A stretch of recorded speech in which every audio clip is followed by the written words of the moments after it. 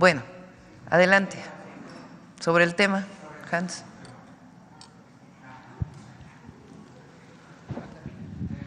Buenos días, presidenta. Hans Salazar, de Noticiero en Redes. Preguntarle en este tema sobre particularmente el café. Aquí en conferencias pasadas había traído la situación de cafetaleros de Veracruz. Esto había sucedido por el acaparamiento de la producción de poblaciones allá en Veracruz de empresas transnacionales. Son filiales y obviamente ahí se quieren deslindar muchas veces las empresas diciendo pues que ellos no tienen que ver, pero pues son filiales al final de cuentas. Esta empresa se llama AMSA, de hecho ya aquí tiempo atrás lo he presentado. Incluso hubo un acompañamiento de la ahora titular de lo que será Alimentación para el Bienestar, como de Medio Ambiente, la licenciada Albores. Preguntarle si en estos casos se tienen contemplado, ahí el acaparamiento de estos productores pues hace que se rebajen los precios y pues lo que ya sabemos. Entiendo que todo esto es para mejorar las condiciones de los productores. Preguntarle si se podría tomar en cuenta a propósito del consumo del café en nuestro país. Y dentro de esta misma temática, preguntarle, hace unos días me llamaba la atención que el director del ISSSTE, Martí Batres, estaba anunciando la apertura o el reforzamiento, reinauguración de una tienda de Superiste. Antes pues eran, todavía me acuerdo, hace muchos años, que pues era un aliciente incluso para oferta para los trabajadores del ISSSTE al servicio del Estado, porque ahí se encontraban muchos productos a buen precio. Y preguntarle si aquí se tendría contemplado rescatar este tipo de tiendas, que pues algunas subsisten porque prácticamente las estuvieron desahuciando, eliminando en gobiernos del PRI y del PAN con su modelo neoliberal, pero en esto si se pudieran acercar este tipo de productos de la misma gente del país, en este caso, y hasta para mejorar la alimentación y el acceso a diversas tiendas y que se conserven estas tiendas. Preguntarle esto primero. Sí, ¿quieren comentar algo del café? Gracias, presidenta. El café es uno de los productos prioritarios en todo este programa. Aparece por muchos lados: producción para el bienestar, fertilizantes, cosechando soberanía, y lo que presentó la compañera María Luisa sobre alimentación para el bienestar. Un esfuerzo central, hemos platicado ya mucho, estamos trabajando con las distintas organizaciones de productores y toda la cadena.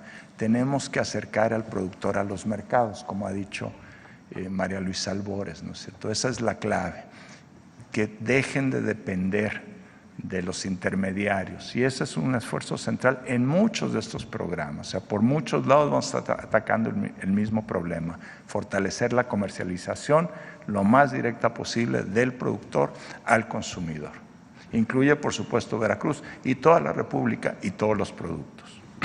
Particularmente en Izhuatlán del café, ¿ahí se ha platicado con la gente?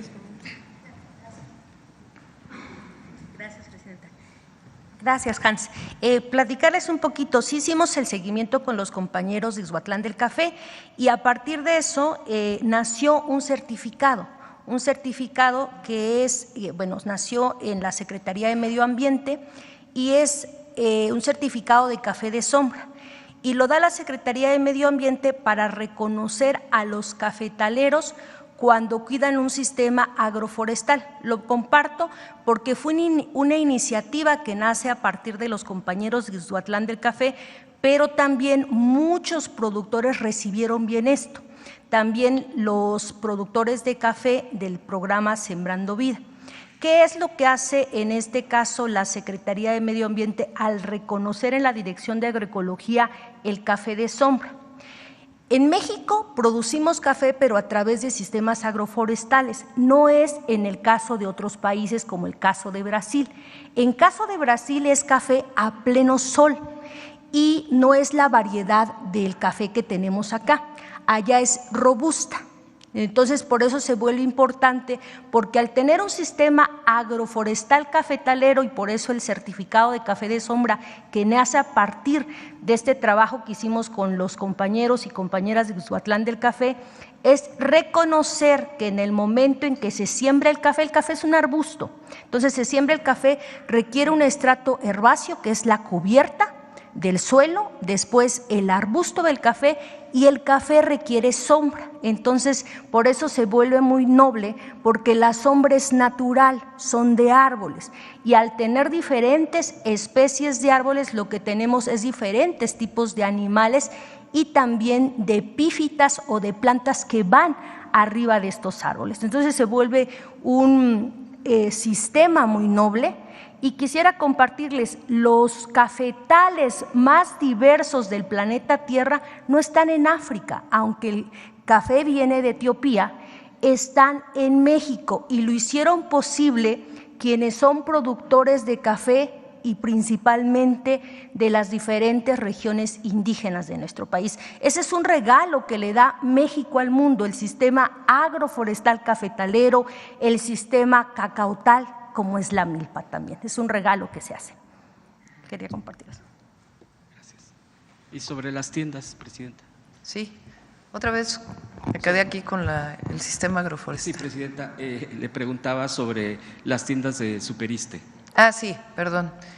Se van a recuperar las que existen todavía. No hay un programa, hasta que no revisemos el programa integral del ISSSTE, del IMSS.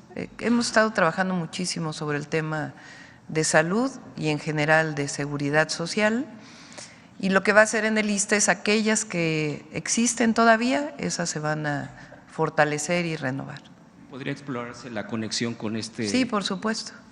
Las tiendas del bienestar tienen el objetivo, primero, de dar productos a bajo costo, pero segundo, de generar un mercado directo entre el productor y el consumidor a través de estas tiendas, y particularmente los pequeños productores. Es algo que se perdió porque las tiendas Diconsa ya vendían muchos productos que se pueden encontrar también en un supermercado a más bajo costo, y pueden seguirlo haciendo, pero queremos recuperar la idea original que beneficie al pequeño productor y que beneficie al consumidor, y también a través de alimentación saludable. Presidenta, ¿me permite una segunda pregunta? Sí. En otro tema, comenzaron, como ayer aquí mismo se mencionaron, las mañaneras del Poder Judicial, pero pues han salido varios datos que quisiera yo ponerlos en la mesa, preguntarle, porque bueno, cada vez que salen más datos del Poder Judicial, públicos, periodísticos, pues salen más detalles que llaman la atención, que fue por eso que mucha gente de la población dice que hay que cambiar. Esto es una nota del medio Polemón, donde dice que Juan José Olvera López, uno de los magistrados que fue quien encabezó ayer esta mañanera, fue uno de los magistrados que concedieron la suspensión provisional de prisión preventiva en contra del fiscal morelense. Esto, Uriel Carmona, a propósito de la liberación o de no haber clasificado un feminicidio ya de todos conocido, no me detendré mucho en ello, y que también otorgó un amparo en noviembre del 2023 a favor del Foro Consultivo de Ciencia y Tecnología, a quienes la Fiscalía General de la República acusaba de delincuencia organizada, operaciones con recursos de procedencia ilícita, peculado, así como uso ilícito de atribuciones y facultades relacionadas al desvío de 244 millones de pesos pertenecientes al entonces CONACYT. También este magistrado ordenó el archivo de ello. Incluso también este juzgador participó también en el otorgamiento de un amparo al abogado de los expresidentes Enrique Peña Nieto, Carlos Salinas de Gortari y Juan Collado. Esto es con respecto a la mañanera. Yo quisiera preguntarle también, aprovechando lo del Poder Judicial, que pues en la plenaria de la Corte, en el Pleno de la Corte, en reunión privada, no le aprueban o no le autorizan, no le dan el visto bueno a la presidenta Norma Piña, que plantea un presupuesto de 5.922 millones para el próximo año. Incluso es un aumento.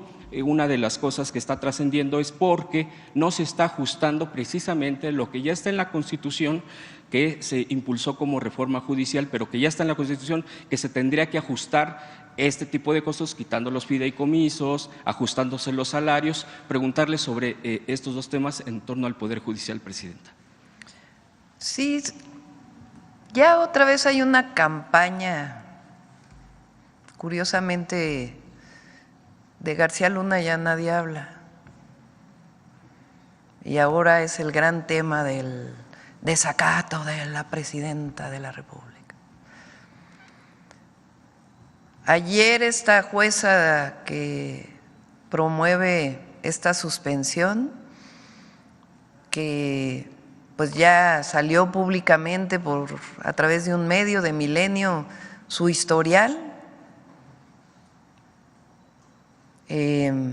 vocera del Poder Judicial en todos los medios. Los ministros andan hasta en Harvard.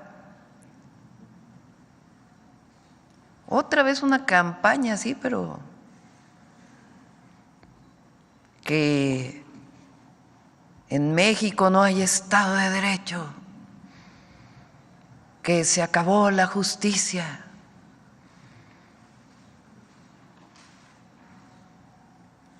¿Quiénes son los voceros para empezar?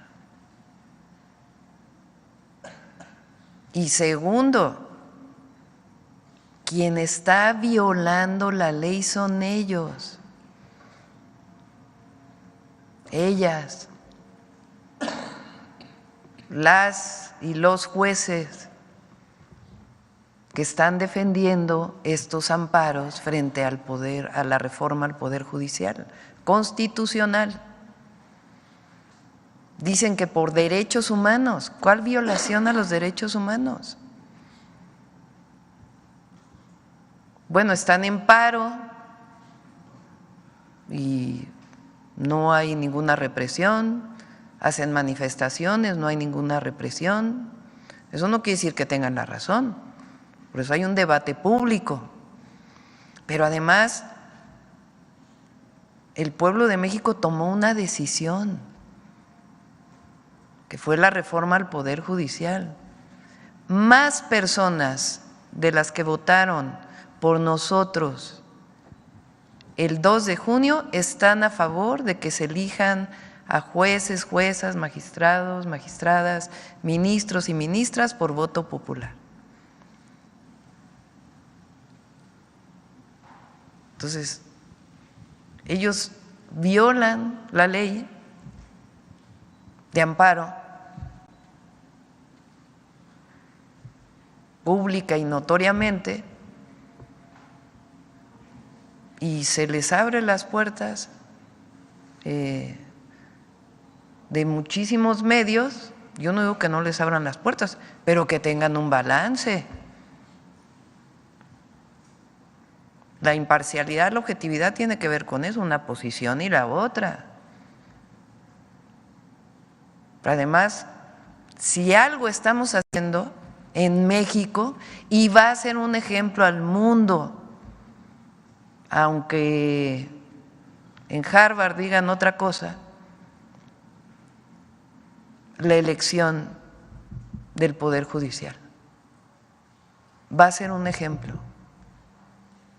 porque es el pueblo decidiendo sus jueces, sus magistradas, magistrados, ministros, ministras de la Corte a partir de un proceso de selección abierto, transparente, público, en donde se tienen que cumplir una serie de requisitos, porque también se dicen muchas mentiras, de que la tómbola fue para elegir los jueces, de que no, fue para definir cuáles plazas se van a poner a votación. Entonces, estamos construyendo un verdadero Estado de Derecho en nuestro país. Y no se nos va a olvidar nunca, porque así llegamos nosotros, que nosotros servimos al pueblo de México. no servimos a unos cuantos intereses. Y frente a quien defiende privilegios como este de el aumento al presupuesto del Poder Judicial, ayer lo presentó Rosa Isela, se ha presentado aquí varias veces en su momento con el presidente López Obrador, ganan más de 700,000 pesos al mes.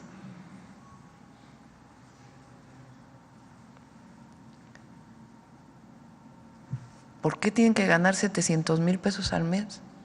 Dicen que para acabar con la corrupción. Bueno, entonces los fideicomisos del Poder Judicial, ya lo dice la Constitución, tienen que ser reintegrados al presupuesto público y se van a usar de manera muy transparente. En su momento se pidió que se usaran para Acapulco.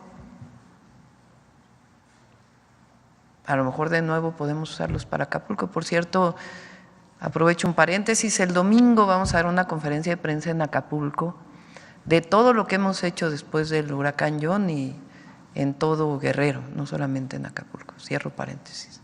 Bueno, entonces no hay razón, el presupuesto del próximo año se va a establecer para el Poder Judicial de acuerdo como lo establece la Constitución, porque además está por aprobarse la reforma constitucional para que ahora sí ya nadie gane más que la Presidenta de la República.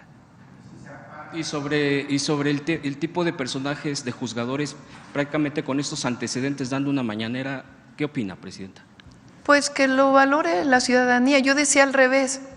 A ver, ¿por qué no los jueces, juezas honestos, que tienen mucho que presumir de su historial, no se proponen para ser parte de nuevo del Poder Judicial a partir de la elección popular? Y también que se haga público pues sus historiales. Estaremos en unos casos de acuerdo, en otros no, pero son servidores públicos. El juez, la jueza es un servidor, una servidora pública. Servidor público quiere decir estar al servicio del pueblo. Eso quiere decir servidor público. No estar al servicio de un privilegio de unos cuantos. Por último, Presidenta, preguntarle sobre que el Juzgado Cuarto del Distrito en materia administrativa, a propósito, otro tema del Poder Judicial que defiende cárteles inmobiliarios, ordena autorizar un cambio de uso de suelo en un área natural protegida en el bosque de Chapultepec para construir una torre de departamentos de lujo. Esto también llama la atención porque así está la información también que ha estado saliendo sistemáticamente el juez Juan Pablo Gómez Fierro, pues que también se le conoce como quien ha bloqueado varias políticas de la soberanía del país, ha apoyado que ahora ya es magistrado de circuito, ha favorecido a la inmobiliaria Trepi de José Manuel Berumen Bautista, esto precisamente para anteponer esta construcción. Preguntarle, el Congreso de la Ciudad de México ya se expresó concretamente para oponerse a esto y usar todos los recursos políticos, jurídicos, así lo han manifestado. Desde el gobierno federal se apoyará esto de defender las áreas naturales protegidas como es el bosque de Chapultepec, Presidenta, y gracias, le agradezco. Sí, por supuesto. Este caso estaba desde que fui jefa de gobierno y defendimos que no se construyera. El bosque de Chapultepec, desde que fui secretaria de Medio Ambiente, ha sido un motivo de mi trabajo en el sector público. Cuando el presidente López Obrador era jefe de gobierno y su servidora secretaria de Medio Ambiente, encontramos que Los Pinos se había llevado una parte del bosque de Chapultepec. Salinas de Gortari amplió Los Pinos para poder correr en el Parque de la Hormiga. Así se llama esa parte del bosque de Chapultepec. En aquel entonces era Fox presidente y me comisionó el entonces jefe de gobierno, a que fuera a solicitar la entrega del Parque de la Hormiga. Finalmente Fox accedió y se recuperó el Parque de la Hormiga. Y después fuimos recuperando una buena parte de la tercera sección del bosque de Chapultepec. Por razones ambientales y porque además lo que es público es público. Estamos a favor de la propiedad privada y que se respete la propiedad privada, y para eso hay leyes y está la Constitución. Pero lo que es público es público. Lo que cambió es que ya no privatizamos lo público, porque tuvo no una buena historia en nuestro país, pero además lo que es del pueblo es del pueblo, lo que es de la nación es de la nación. Entonces, el bosque de Chapultepec lo vamos a defender como todas las áreas naturales protegidas. Hay casos en el sureste, hay pendientes que también vamos a atender. Entonces, el cambio de uso de suelo, no va a haber cambio de uso de suelo de zonas naturales y particularmente áreas naturales protegidas a otros usos y menos de desarrollo urbano. Al revés, vamos a proteger y a seguir ampliando las áreas naturales protegidas. Sí, el bosque de Chapultepec es una asignación a la Ciudad de México, pero ahí a Clara Brugada, la jefa de gobierno, lo que requiera de apoyo, pues ahí vamos a estar apoyando. A ver, por acá. Gracias. Buenos días, presidenta, funcionarios, secretarias. Soy Fernanda López Castro de Infobae México. Tengo 3 preguntas muy rápidas, breves. Anteriormente había mencionado que se mudaría a Palacio. ¿Cuándo podríamos esperar esta mudanza o tengo entendido que todavía no se realiza? Sí, no, sigo viviendo ahí en mi casa, departamento. Ya les vamos a informar, estamos en ese proceso. Perfecto, muchas gracias. La segunda pregunta sería respecto a la reforma judicial. Saber si su gobierno ya presentó la denuncia en contra de la jueza Nancy Juárez, que iba a presentar ante el Consejo de la Judicatura Federal. Todavía no hemos sido notificados. Ok. Hasta hoy en la mañana pregunté a la consejera jurídica, Ernestina Godoy. Fíjense, otro tema, sale la publicación en un medio y ni siquiera hemos sido notificados todavía. Ok, bueno, y la tercera es en apoyo a un colega. Notificar quiere decir que formalmente nos enteramos, jurídicamente nos enteramos de esta solicitud de la jueza. Ok, muchísimas gracias. Bueno, la tercera es en apoyo a un colega. Me comentó que en Querétaro un grupo de beneficiarios de los programas de bienestar de apoyo al campo le comentaron que aún no le llega el apoyo de este año, que son cerca de 18,000 beneficiarios, y quieren saber si pueden esperar el apoyo pronto o deben de esperar más tiempo. Sí, si quieres se lo pasamos al secretario para que lo pueda atender. ¿Quieres comentar? Muchas gracias. Sí, en efecto, hay un rezago en algunos estados. Estamos ya trabajando por instrucciones de la presidenta con la subsecretaría de egresos para ver cómo podemos movilizar los recursos lo antes posible y atender ese compromiso que sí existe. Muchas gracias. Por acá. Doctora, buen día. Carlos Guzmán de 4 Media Telecomunicaciones. Pues nada más para precisar, ayer la jueza Nancy Juárez decía que eran los artículos 147 de la Ley de Amparo, 103 y 107 constitucionales, que supuestamente esos últimos dicen que tiene como facultad exclusiva el Poder Judicial, el poder, en palabras llanas, tumbar o suspender reformas de este tipo por ser facultad exclusiva del Poder Judicial. Aquí sí sería bueno que si pudiera venir la consejera jurídica, que es senadora con licencia y también fue presidenta de la Comisión de Puntos Constitucionales, a que nos aclarara esto nada más. Ahora vuelve a poner el artículo 61. Por cierto, miren, no, sí. Ahí está un diario oficial, ¿no? A ver, pásenme. No sé quién lo tiene. Sí, es lo que mencionó la jueza el día de ayer. Y bueno, en lo Pero, a ver, por supuesto que cada poder tiene sus atribuciones. Pero hay artículos en las leyes que son muy claros, que no están sujetos a interpretación. Tal es el caso del artículo 61 de la Ley de Amparo Reglamentaria de los artículos 103 y 107 de la Constitución.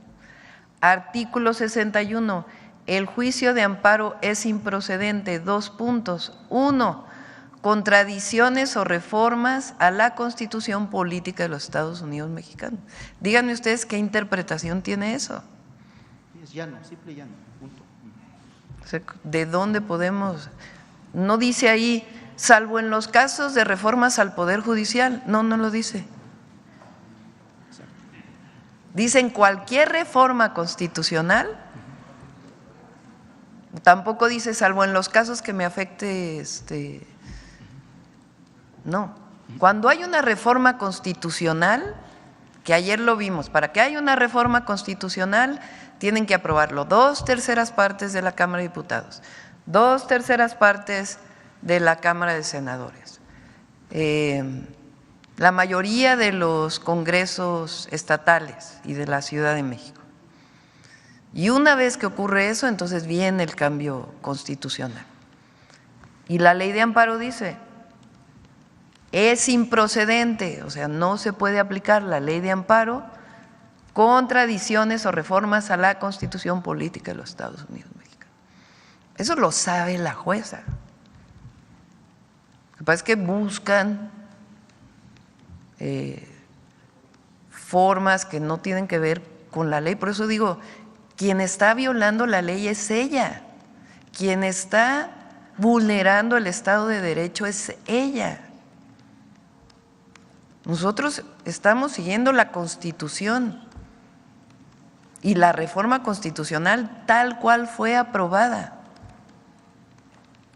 Entonces, ella quiere postularse para ser elegida por el pueblo, pues que hable de por qué debe ser, porque no le sirven mucho estas formas de violar la ley para poderse postular nuevamente. Miren, este es el Diario Oficial de la Federación. Así se imprime. Tiene todavía esta forma de usarlos. Aparte viene publicada en el internet, en el sitio del Diario Oficial. Tiene todavía estos hilos. O sea, ustedes imagínense que la jueza nos va a notificar, ¿no? Pero ya nos enteramos por los medios. Dice, elimínese. ¿Qué quiere decir eliminar? O sea, hay que arrancar la Constitución, eso es lo que está pidiendo la jueza. Mutilar un diario oficial. No hay antecedente de que un juez o una jueza haya pedido eliminar. Por eso ayer lo repetí tantas veces. O sea, vean ustedes esto, quien nos ve. ¿Qué quiere decir eliminar esto? ¿O qué quieren que vamos a regresar al fascismo, a quemar, a romper libros? Bueno, no a regresar, porque aquí afortunadamente solo en la época de la Inquisición. Y segundo tema, sí me gustaría que Julio Verdeguer y todo el equipo que está aquí profundizaran sobre el tema de soberanía alimentaria. Yo en mis talleres estudié la carrera en un tecnológico agropecuario sobre este tema, estuve en un CADER, estuve cuando se hizo Procampo, pero sí me gustaría que nos precisara el secretario Verdeguer el tema de las semillas, que es muy importante, muy importante, porque a los agricultores, yo sé que es tema que en la cuestión urbana no les interesa, pero en el tema de la cuestión rural es muy importante el tema de la semilla, tener una buena semilla fitosanitariamente correcta y también para el ciclo correcto y el lugar correcto. Es preguntarle, uno, este banco que se va a hacer, todo indicó en Zacatecas, el banco de semillas, va a incluir variedades, le voy a mencionar variedades comerciales y técnicas, que seguramente usted va a entender, secretario. La A11, que es una variedad de la marca Asgrow, voy a meter un golazo, pero bueno. La A11, que es regularmente para clima semidesértico-desértico. La H135, que es de otra variedad, pero que sirve para climas húmedos. Estas variedades te dan 3 mazorcas, o dos, pero de muy buena consistencia. En el caso del frijol, no recuerdo la variedad, también es de esta firma, que es muy importante. Tiene una variedad de frijol que sirve para climas desérticos. El frijol negro que se conoce de Zacatecas, básicamente todo es de esta firma. Es un monopolio que se tiene, no sé si sea bueno o malo, se lo dejo a ustedes, pero sí sería importante que especificara para la gente que lo ve, los agricultores, a partir de cuándo van a tener esa semilla, a partir de cuándo podrían tener acceso a los apoyos de comercialización, que en el 91-90 que yo estaba en este tema, se llamaba Cerca. Desapareció después de que llegó el sexenio, si no mal recuerdo, de Peña Nieto. Se desapareció este esquema. Era bueno el esquema porque permitía a los agricultores comercializar directamente su producto a las tiendas justamente de Liconza o de Diconza, más bien dicho, perdón. Es uno, preguntarle esto; dos, preguntarle el tema de las semillas también, pero vinculado con Chapingo. Usted mencionaba, yo le menciono el CIMIT, que es un centro de biotecnología y también de híbridos, que incluso sacó una variedad para desierto que se comercializa en el Cuerno del África, en Kenia. Es mexicana, 100% mexicana. Es preguntarle si estos apoyos tecnológicos se van a tener, cómo se van a hacer, cómo el agricultor los puede tener. Y tercero, en el caso de lo que hablaba de los tres productos, el cacao, el café y en el caso de la miel, ¿cómo se va a hacer para que la gente los consuma más? Hablaba por aquí la secretaria de Medio Ambiente, pero ahorita ya es de las tiendas. ¿Cómo se le va a hacer para que la gente entienda que el consumir miel es mucho mejor que consumir un vaso con azúcar, no de azúcar, un vaso con azúcar? ¿Cómo se le va a hacer para que la gente entienda que el cacao incluso ayuda al el tema de las cuestiones cardíacas? ¿Cómo hacerle para que la gente entienda que el café, aparte de ser una cuestión que mucha gente aquí en tema urbano come, o bueno, toma más bien dicho, le sirve también para regular lo que es el tema de la presión arterial? ¿Cómo hacerle para eso, secretario? Gracias. Bueno, con su permiso, Presidenta, voy a invitar al compañero a que se venga a la Secretaría, porque sabe mucho del tema. Mire, la productora de semillas del bienestar, vamos a comenzar con frijol y arroz.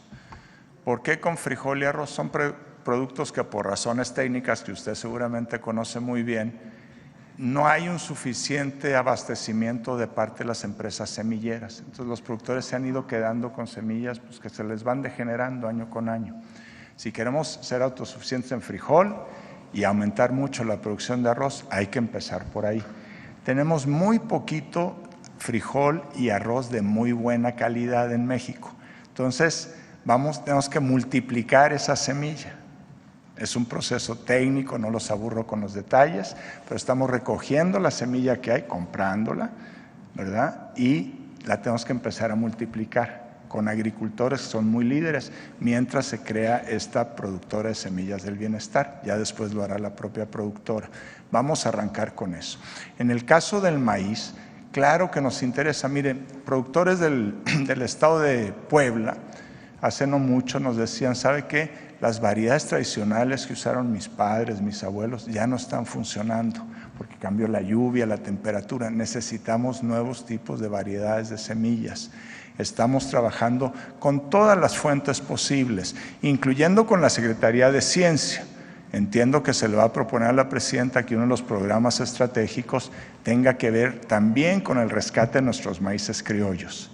Los maíces criollos, la compañera Albores hablaba, ¿no es cierto?, de regalos de México al mundo. Tal vez es el principal regalo de México al mundo en materia de alimentación. La gran diversidad genética del maíz, que es uno de los 3 grandes alimentos de la humanidad, no solo de México: el trigo, el arroz y el maíz. Esa diversidad genética del planeta está aquí, en nuestros maíces criollos. Tenemos que conservarlos, tenemos que protegerlos y tenemos que entender cuál es esa diversidad genética y que quede en el dominio público para que no sea apropiada, ¿no es cierto?, por ninguna empresa en particular. Entonces va a haber un gran esfuerzo, porque usted tiene razón. Cuando uno estudia agronomía, y todos los agricultores lo saben, le dice, la clave empieza con la semilla, el suelo que tenemos que conservar, hemos dañado mucho nuestros suelos, y el agua. Si logramos semilla, suelo y agua, vamos a subir la producción de maíz, de frijol, de arroz y de otras producciones. Las empresas privadas tienen su papel y está muy bien, no tengo ningún problema. Nosotros tenemos que entrar ahí donde las empresas privadas no están proveyendo, particularmente a los pequeños productores y medianos productores. Ahí tiene que entrar el Estado porque no pueden quedar en la simple indefensión. Muchas gracias. Bueno, tiene que ser gradual. Si tuviéramos mucha semilla de calidad, pues arrancamos con todos, pero es muy poquita que ha quedado en México de muy buena calidad. Entonces hay que irla multiplicando. Todos los años vamos a ir aumentando y pudiéndosela dar todos los años a los agricultores. En un esquema que estamos planteando, la Federación va a subsidiar parte del costo de esa semilla. Esperamos que los gobiernos estatales nos acompañen y el productor va a pagar una proporción menor del costo de esa semilla. Y de ahí en adelante, todos los años hay que inyectar estas semillas de buena calidad a los sistemas productivos de México. Arrancamos ya el próximo año con lo que tenemos.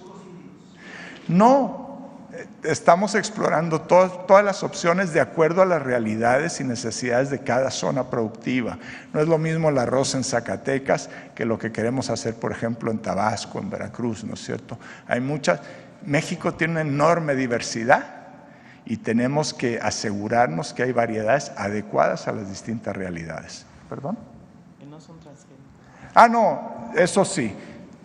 Maíz transgénico no existe en México ni va a existir, ¿no es cierto? El compromiso en maíz blanco de ninguna manera es transgénico, ni será transgénico, ni lo vamos a promover ni a permitir. Eso es una realidad que no se va a mover.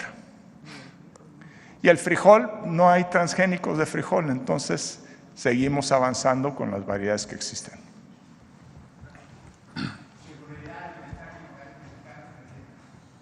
A ver, sobre el tema. Gracias, Presidenta. Es la primera vez que me dan la palabra. Lo hizo cuando fue jefa de gobierno de la Ciudad de México y bienvenida, por supuesto, a que lleve usted las riendas de este país y lo está haciendo muy bien. Según un reporte del Instituto Nacional de Salud Pública, dice lo siguiente. Actualmente, 59,1% de los hogares mexicanos no tienen los recursos suficientes para obtener una alimentación suficiente en cantidad y calidad. La inseguridad alimentaria tiene grandes costos humanos, sociales y económicos, pues se asocia a pérdida de productividad, menor aprovechamiento del potencial humano y síntomas de exclusión social. Presidenta, 6 de cada 10 hogares mexicanos. ¿Cuál es la fuente, dices? El Instituto Nacional de Salud Pública. 6 de cada 10 hogares mexicanos tienen inseguridad alimentaria. La pobreza y la falta de empleo son causas estructurales de inseguridad alimentaria. La inseguridad alimentaria disminuye el potencial humano y crea síntomas de exclusión social. Se lo digo, Presidenta, porque la administración pasada con el ahora expresidente Andrés Manuel López Obrador, pues tuve la oportunidad de viajar y visitar a la comunidad de rarámuris. Los rarámuris, como usted lo sabe y lo sabe bien, pues además de padecer explotación laboral en los campos de Sinaloa, por supuesto de la Baja California y la Baja California Sur, Sonora, también enfrentan grandes problemas de desnutrición, grandes problemas de alcoholismo, padecen enfermedades hepáticas, consecuencia de la ingesta de alcohol. ¿Cómo será la estructura o la brecha para disminuir esa desigualdad alimentaria, aunque en México también se desperdicia el 40% de los alimentos que se tiran en diferentes áreas, sobre todo en centrales de abastos? Es la primera pregunta. Bueno, primero hay que poner en contexto, porque una disminución de la pobreza reconocida por el Banco Mundial de 9 millones de mexicanos y mexicanas, tanto en ingreso como en otras variables. Eso por un lado. Entonces, ¿qué es lo que estamos planteando? Primero, fortalecer la soberanía alimentaria y también la autosuficiencia de ciertos productos, que no es lo mismo, particularmente frijol, arroz otras verduras y por supuesto maíz blanco. Ese es un tema. Para ello pues hay que apoyar al pequeño, al mediano productor, porque el gran productor pues tiene sus propias condiciones y no es necesario apoyarlo. Tienen sus propios mercados, muchos de ellos son de exportación y va a seguir existiendo eso. Lo que queremos es fortalecer el apoyo al pequeño y al mediano y, como bien ha señalado el secretario de Agricultura, fortalecer las capacidades para producir semillas y fomentar la producción agroecológica, además de los fertilizantes que se están dando a través de fertilizantes para el bienestar. Ahora, por otro lado, lo que queremos es fortalecer la buena alimentación, la alimentación saludable, que es motivo de lo que ayer expresó Mario Delgado, secretario de Educación, de prohibir los alimentos chatarra y de hacer una campaña muy fuerte de educación. No es que se vayan a evitar que se vendan, pero que las mexicanas y los mexicanos, independientemente del nivel socioeconómico que tengamos, sepamos lo que significa ingerir tanta azúcar, sepamos lo que significa ingerir tanto alimento procesado y que regresemos a la alimentación saludable que al mismo tiempo fortalece a nuestros campesinos y campesinas y a la producción agropecuaria nacional. Ahora, hay comunidades, como bien dices, la Rarámuri, muchos de ellos son jornaleros y jornaleras agrícolas y ese es un sector que queremos atender. Son hombres y mujeres del campo que migran a otros lugares de México a producir, muchas veces a parcelas de grandes productores o a hectáreas de grandes productores, otras veces a medianos y otras veces también a pequeños, inclusive se contratan jornales. Vamos a empezar por aquellos que se contratan a los grandes productores, porque tienen que tener todos sus derechos sociales. El que trabajes en el campo no quiere decir que no tengas seguridad social, no quiere decir que no tengas acceso a la educación, no quiere decir que no tengas acceso a una guardería si son niños pequeñitos, sobre todo en lugares en donde se utilizan productos agroquímicos que pueden hacer daño a la salud, sobre todo a los más pequeños. Entonces está trabajando todo el gabinete para una propuesta particular para las y los jornaleros agrícolas, que es donde se concentra además una parte de la pobreza extrema todavía en México y particularmente en las comunidades indígenas. Y una de ellas es fortalecer la producción de sus propias parcelas, que no tengan que emigrar y que puedan vivir a partir de la propia producción. Ese es uno de los grandes objetivos de Sembrando Vida, que te quedes en tu parcela cultivando y al mismo tiempo reforestar y recuperar la biodiversidad de México. El tema de los rarámuris que dice usted que va a hacer un enfoque especial para la atención, si pudieran ahí tomar mi opinión en el tema de que los rarámuris también sufren un grave problema, además de la alimentación y la falta de atención, pareciera que no fuesen mexicanos. Tiene un grave problema que los recluta el narco, lo reclutan obviamente gente para pues utilizarlos, el término no me gusta ni lo voy a mencionar, para que puedan transportar drogas y además los hacen después consumidores y eso es obviamente un mercado importante para ese grupo. Sí, se avanzó con el presidente, hay que decirlo, sí, López claro. Obrador, pero todavía hay que seguir trabajando. Tienen la característica de que viven en comunidades muy aisladas, son muchísimas comunidades. Entonces, tanto caminos como otras acciones de bienestar que son indispensables desarrollar. El solo hecho de que los programas de bienestar hayan llegado a las comunidades rarámuris es importantísimo.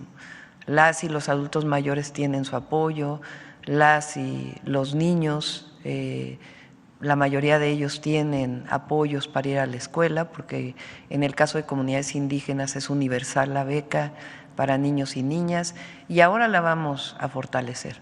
Entonces sí vamos a trabajar ahí y en otros lugares. Perdón por no presentarme, soy Marco Antonio Olvera del periódico digital Hidalgo News y del canal México News World. Una segunda pregunta, Presidenta, si me lo permite. Prácticamente usted está llegando al mes de haber llegado al poder. Todavía me falta una semana. Pero prácticamente lleva 3 semanas, está una semana de trabajar como Presidenta de la República. ¿Cómo se siente con esta asignación, con esa decisión que tomó el país, más de 60 millones de mexicanos que le dieron su voto, su confianza? ¿Cómo se siente usted con esa designación? Ahora está sufriendo un embate del Poder Judicial encabezado por el cártel de la toga, por supuesto desde la Suprema Corte de Justicia de la Nación. ¿Cómo se siente? Porque usted también vivió cuando Andrés Manuel López Obrador quiso ser desaforado por Fox cuando abrió un simple camino para la entrada a un hospital. ¿Cómo se siente en estas 3 semanas de estar al frente del Poder de México? El pueblo de México nos eligió para servir al pueblo.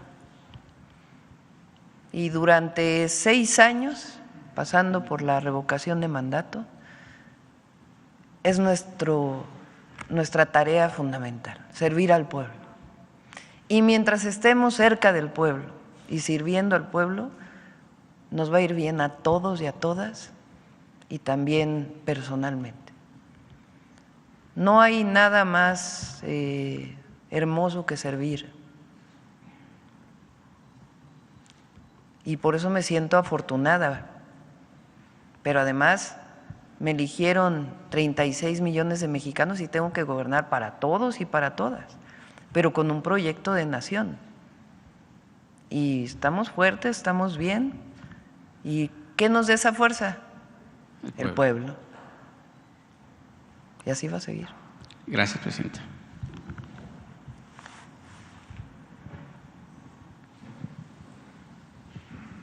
Buenos días a todas y todos. Carlos Navarro de Heraldo Media Group. Doctora, con este plan en la búsqueda de la soberanía alimentaria, ¿en cuánto tiempo estiman que los mexicanos puedan palpar estos resultados de este plan en búsqueda de la soberanía alimentaria, doctora? Gracias. La soberanía alimentaria es un proceso que no termina nunca.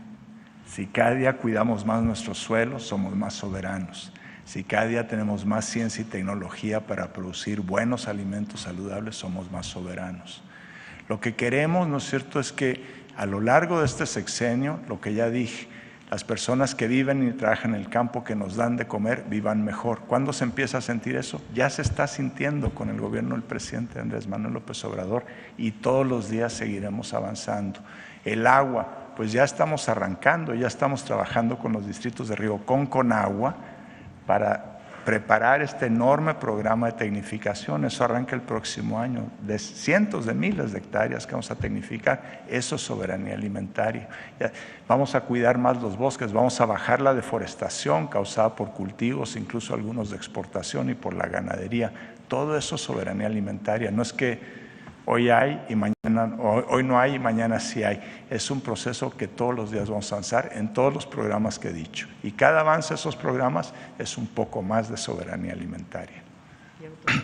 Y autosuficiencia, pues en maíz ya lo somos, y ahí lo importante es cuidar esa posición. Maíz blanco no transgénico, ser autosuficientes. En frijol, yo creo que por ahí, por el año 4 del gobierno, vamos a estar ya cerquita de alcanzarla, cruzando los dedos, ¿no es cierto?, para que el clima nos acompañe, que llueva bien. Ese es un gran enemigo, ¿no es cierto?, de esta meta. Pero si la agricultura sigue teniendo agua, yo creo que hacia el 4.º año ya vamos a estar cerca de eso, y para el 6.º año vamos a producir estas 300,000 toneladas que nos están faltando. Es lograble si nos acompaña el clima.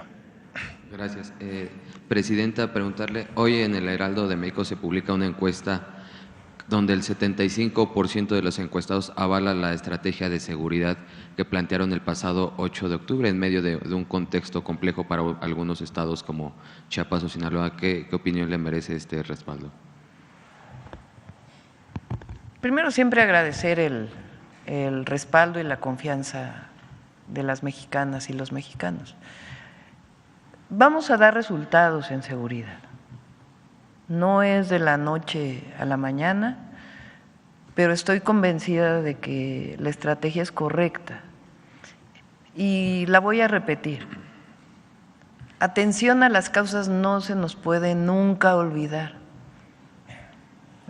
Criticaron mucho al presidente López Obrador, pero en la medida que un joven no tenga que acercarse a una banda delictiva, yo decía en la campaña a la Ciudad de México, un estudiante más es un delincuente menos, un artista más es un delincuente menos, un deportista más es un delincuente menos.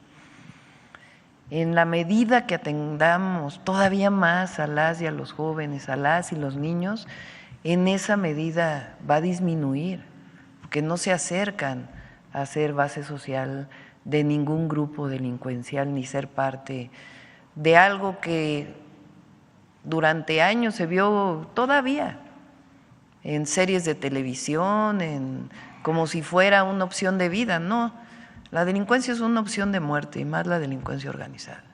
Nosotros lo que tenemos que ofrecer son opciones de vida para las y los jóvenes, de vida feliz, que sea parte de su bienestar hacia el futuro. Entonces, la atención a las causas es un elemento central. El segundo es la consolidación de la Guardia Nacional como una fuerza fundamental nacional de cercanía de la ciudadanía y al mismo tiempo de vigilancia y una fuerza preventiva y también, como dice la Constitución, una parte de inteligencia e investigación. La tercera es inteligencia e investigación. Esto es fundamental. ¿Cómo hay la detención de un delincuente? Pues a través de una carpeta de investigación de una fiscalía. ¿Y quién otorga un orden de aprehensión? Un juez o una jueza. Para hacer una carpeta de investigación tiene que tener pruebas. Estamos hablando no de detenciones en flagrancia en el momento que se comete el delito, sino una vez que se conoce quién genera la violencia, cómo puede hacerse en el marco de los derechos humanos y del Estado de Derecho la detención de un delincuente. Si no se fortalece la inteligencia y la investigación, esta parte va a quedar todavía disminuida, que al final nos lleva a disminuir la impunidad. Y la cuarta es la coordinación. Aprovecho para decir, estuvo en la mañana la gobernadora de Guanajuato. El compromiso es bajar la delincuencia en Guanajuato. Vamos a bajar los índices delictivos en Guanajuato y de las dos maneras, y está de acuerdo la gobernadora. Atender las causas, no puede ser que Guanajuato sea el número 1 de adicciones, el número 1 de salario medio, el menor salario medio. Atender a las causas y al mismo tiempo el trabajo conjunto para abatir los índices delictivos, homicidios, robos, extorsión. Viene, por cierto, la modificación a la Constitución para que la extorsión sea delito grave. Entonces, es una estrategia que va a dar resultados poco a poco y consolidar nuestro gabinete y la coordinación con las fiscalías también y un poder judicial pues que no esté dando amparos al por mayor para que salgan los delincuentes. Porque este fenómeno de la llamada puerta giratoria, en donde se detiene un delincuente y sale a los pocos días, también tiene que ver con el Poder Judicial. El Poder Judicial también tiene una responsabilidad en la pacificación del país. No solo es el Ejecutivo, también es la Fiscalía, que es parte del Ejecutivo, aunque con autonomía, y el Poder Judicial, que tiene que ser parte del proceso de pacificación. Y por eso la reforma al Poder Judicial va a ayudar mucho, porque al final es la corrupción también lo que ha permitido este fenómeno de la puerta giratoria.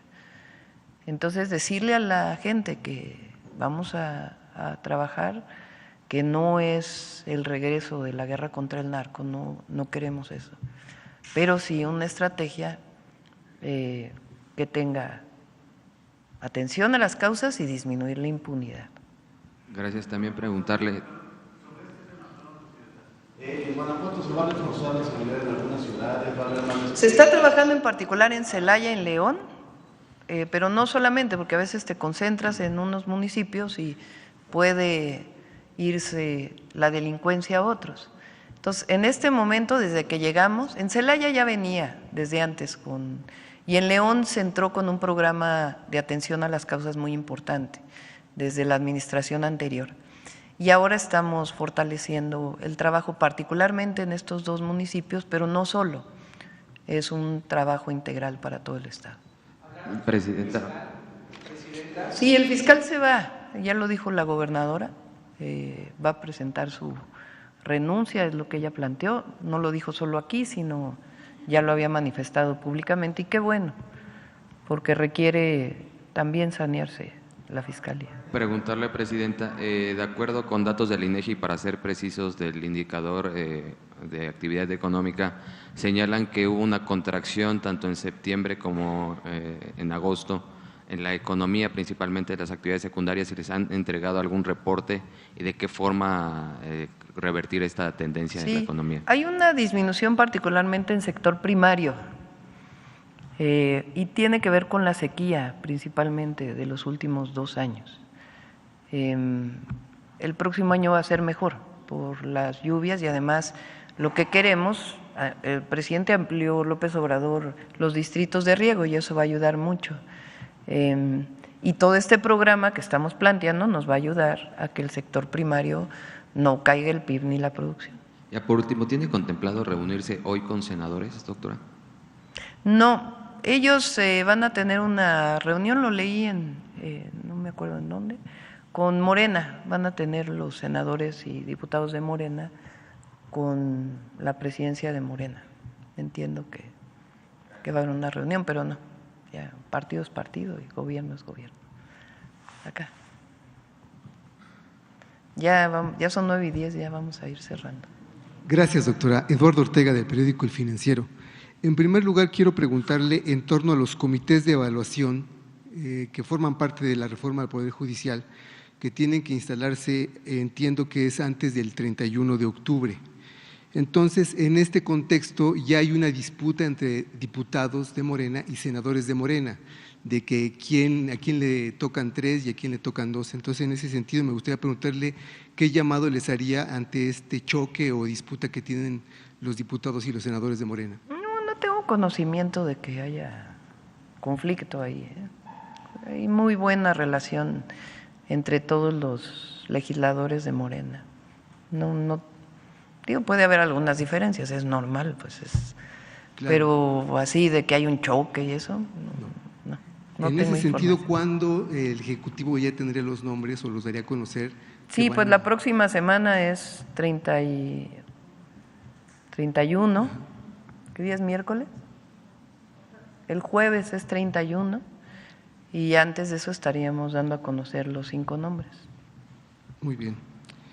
Por otro lado, quisiera preguntarle en torno a la depreciación del peso, que en los últimos días pues ya está en 20 pesos, y también en torno a que ha habido un recorte en la proyección del crecimiento para el 2025. Entonces, ¿qué es lo que tiene usted que está viendo, que está pasando? Sí, son varias razones, la mayoría internacionales, no tienen que ver con la economía mexicana. De acuerdo con lo que me informan, una parte tiene que ver con las modificaciones de tasas en Japón, que afectan los capitales en todo el mundo o el movimiento de capitales en todo el mundo, y la otra también, según plantean algunas declaraciones de uno de los candidatos a presidente de los Estados Unidos. Yo creo que son declaraciones en la campaña. El tratado no está en riesgo. Lo vimos aquí con las y los empresarios estadounidenses. Hay integración económica y Estados Unidos depende mucho ya de su principal socio comercial y México también tiene mucha interrelación con la economía de Estados Unidos y Canadá también, pero principalmente Estados Unidos. Y como lo dijimos ahí, estuvimos totalmente de acuerdo, no es que haya competencia entre México y Estados Unidos, ni en la industria automotriz. Nos complementamos en el marco del tratado. Y lo que queremos pues es seguir ampliando este proceso hacia todo el continente. Entonces, independientemente de quién gane la elección en Estados Unidos, que ya va a ser pronto, va a haber una buena relación, estoy segura de ello, porque hay integración y además lo sabe tanto la candidata del Partido Demócrata como el candidato del Partido Republicano. Ok. Doctora, a partir del asesinato del sacerdote Marcelo Pérez, se ha manejado una idea de que de expertos de que en Chiapas estaría en puerta lo que llaman una guerra civil. ¿Usted qué piensa de esto? No, no lo creo. Por la información que tenemos, es importante trabajar para que no vuelva a ocurrir una situación así y que no haya desplazamientos y pacificar y evitar extorsiones y delitos que se están presentando. Para ello estamos trabajando con los gobernadores, digo los porque es el actual y el que va a entrar. Y quiero comentarles que en el caso de la muerte del padre ya se atrajo la investigación por parte de la Fiscalía General de la República. Muy bien, y finalmente, aprovechando que puedo preguntarle, ayer hubo una reunión con industriales en Monterrey, Nuevo León, y ellos lo percibieron, o bueno, se percibe como un desaire de parte de su gobierno porque no asistió ninguno de los funcionarios. No sé si usted tuviera una posición al respecto. Tenemos muy buena relación con CAINTRA y con los empresarios de Monterrey. Estuvo aquí su presidente en la reunión, me reuní con ellos en campaña, incluso como presidenta electa, y no hay ningún desprecio, ni mucho menos. No sé, revisaría si es que no asistió nadie del gobierno federal, pero vamos a trabajar muy bien con todas, con el sector privado en México, se va a trabajar bien. Como yo lo comenté, hay cosas en las que no estamos de acuerdo, pues es una democracia, no pasa nada, no necesitamos estar de acuerdo en el 100%, pero estamos de acuerdo en fomentar la inversión, estamos de acuerdo en erradicar la corrupción, estamos de acuerdo en simplificar los trámites, estamos de acuerdo en este programa que hemos presentado de polos de bienestar que permitan la relocalización de las empresas. Entonces no va a haber ningún problema. Y nuestro papel fundamental pues es el bienestar del pueblo de México. Y ahí la inversión también es importante. No es el pasado en donde el gobierno estaba al servicio de unos cuantos, pero nuestra función como gobierno es trabajar con todos y con todas y principalmente para el que menos tiene. Muchas gracias, doctora. Gracias. A ver, ya la última por aquí y ya cerramos. Gracias, presidenta. Buenos días, soy Rosia Jardines de Teleurban y W Radio. Preguntarle, yo comprendo que no se puede hablar en esta materia de seguridad de tiempos. Sin embargo, me imagino que ante este proyecto de estrategia de seguridad sí se plantearon porcentajes, si pudiera compartirnos cuáles son los porcentajes a lo mejor de forma anual o a los 6 años para poder ver esta disminución de los delitos. Eso en primer lugar, y también preguntarle, la situación en Sinaloa pues parece ser que se está pues todavía creciendo más la inseguridad. Incluso hay pues encuestas, la encuesta nacional de seguridad pública y urbana indica en el tercer trimestre que aumentó para la población la percepción de inseguridad en distintas partes de Sinaloa y otros estados, y también particularmente en el estado de Sinaloa, más allá de lo que ya nos ha comentado, que va a mantener esta actuación de los 4 ejes, saber cómo se va a apoyar también a los comerciantes.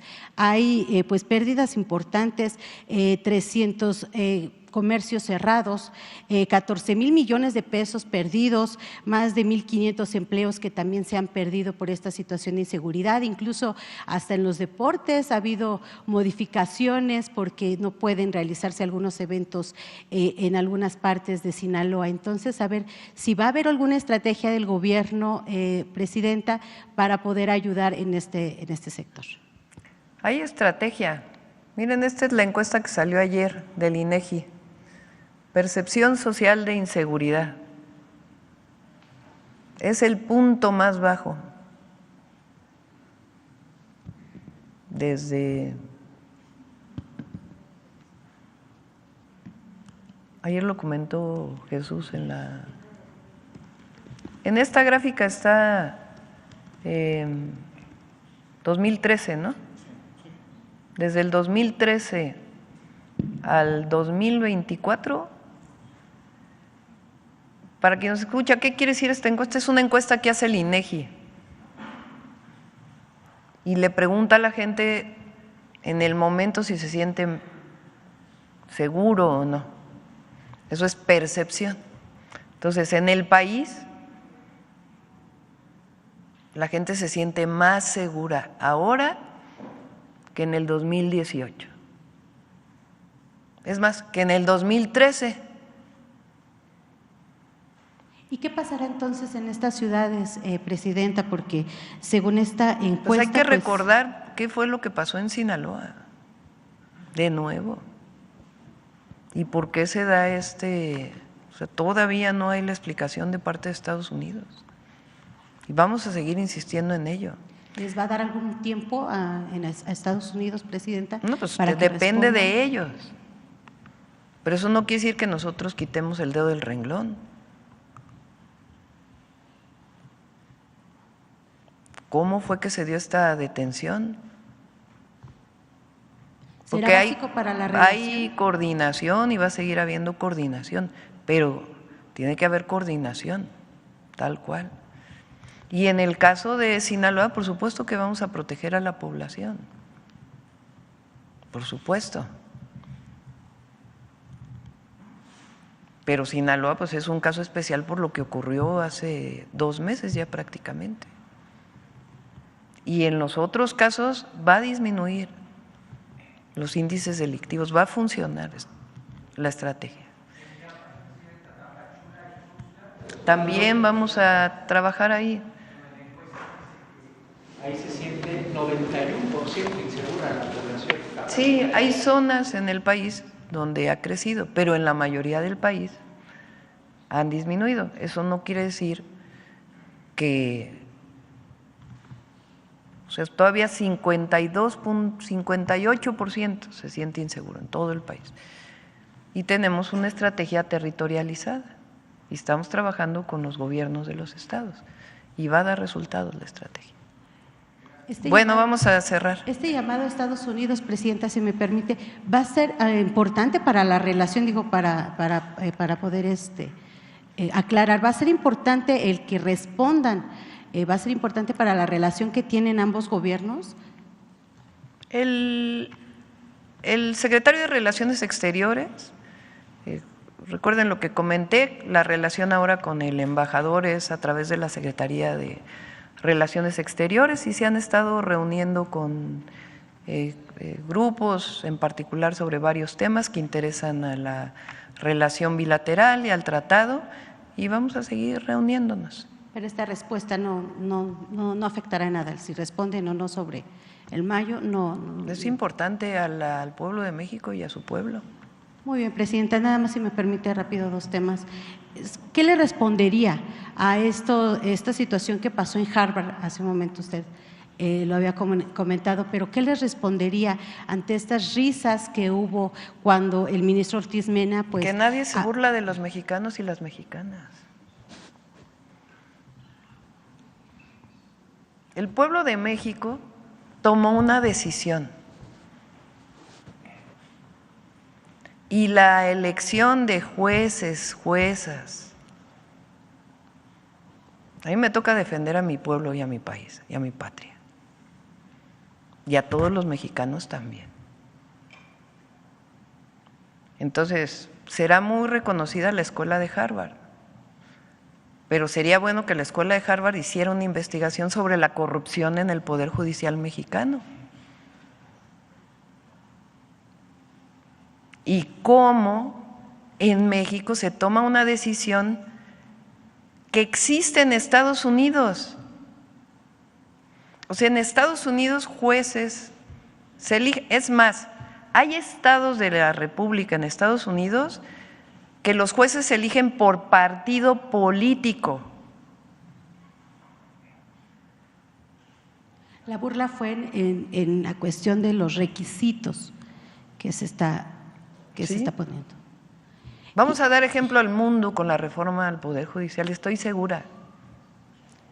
Okay, aunque los de Harvard no estén de acuerdo, y los invito a que hagan una investigación, porque allá se fue un ministro de la Suprema Corte. ¿Por qué no hace una investigación Harvard sobre las resoluciones de que no se paguen impuestos en la Suprema Corte de Justicia de la Nación? ¿O sobre los amparos que violan la Constitución? ¿O sobre las liberaciones de delincuentes? ¿Por qué no se hace una investigación sobre eso? Gracias. Van a ser buenos jueces, buenas juezas, preparados, no como ahora muchos que, pues, la verdad, ¿qué opina Harvard de que haya 50% de nepotismo en el Poder Judicial en México? ¿Qué opinan los grandes estudiosos de Harvard de ello? ¿Por qué? A ver si de esos les parece también simpático.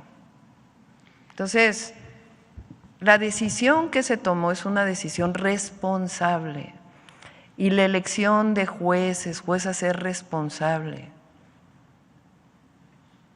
¿A quiénes van a servir los jueces, las juezas, el Poder Judicial? De manera imparcial